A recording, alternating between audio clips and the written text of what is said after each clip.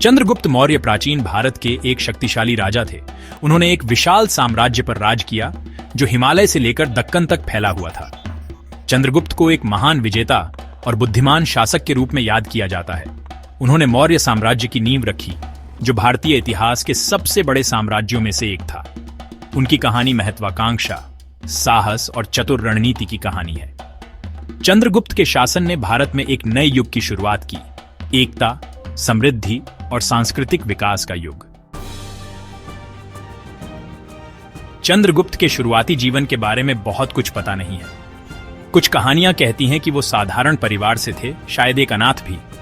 उन्हें चाणक्य ने पाला था, जो एक बुद्धिमान और महत्वाकांक्षी शिक्षक थे। चाणक्य ने चंद्रगुप्त में क्षमता देखी। उन्होंने उन्हें युद्ध, राजनीति और दर्शन की कला सिखाई। चाणक्य को अपना सलाहकार मानकर चंद्रगुप्त ने एक सेना इकट्ठा की। उन्होंने नंद वंश को चुनौती दी, जो उस समय भारत के अधिकांश हिस्सों पर राज करता था।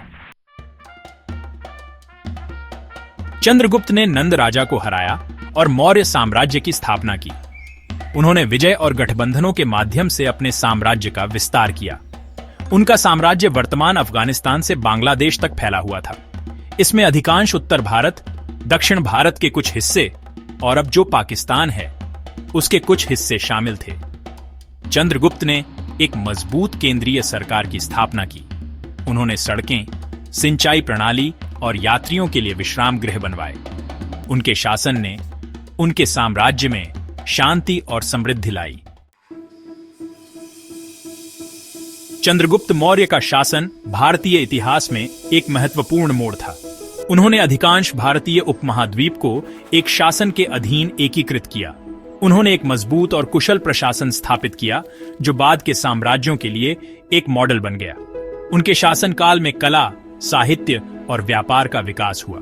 चंद्रगुप्त की विरासत मौर्य साम्राज्य के माध्यम से जीवित रही, जो उनके उत्तराधिकारियों, विशेष रूप से उनके पोते अशोक महान के अधीन फला फूला। आज भी चंद्रगुप्त मौर्य को भारतीय इतिहास के सबसे महान शासकों में से एक के रूप में याद किया जाता है।